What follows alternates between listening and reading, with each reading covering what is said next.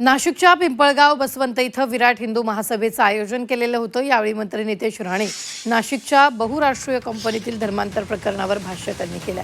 यावेळी नितेश राणेंनी कंपनीच्या एचआरवर जोरदार हल्ला केला।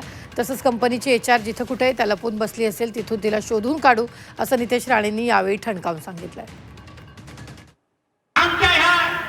हिंदू राष्ट्रामध्ये आम्ही यांना नोकऱ्या देतो, पोट भरण्यासाठी देतो ना, घर चालवून म्हणून देतो।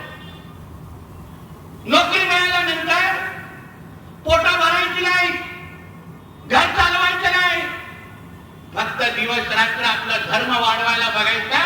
हे ह्यांचं जिहादी मानसिकतेचं उत्तम उदाहरण ते नाशिकचं प्रकरण आहे।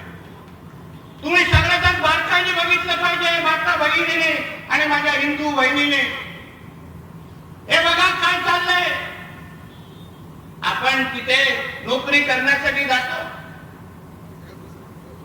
ती कुठल्या ती हिदा खान के कुठले तरी खान नावाची त्यांची एचआर गायब आहे। आता कुठे बिळात जाऊन बसणार, कुठला मदरसा तुम्हाला लपवणार, कुठला मस्जिद तुला लपवणार, सगळीकडून बाहेर काढून आणू, चिंता करू नको।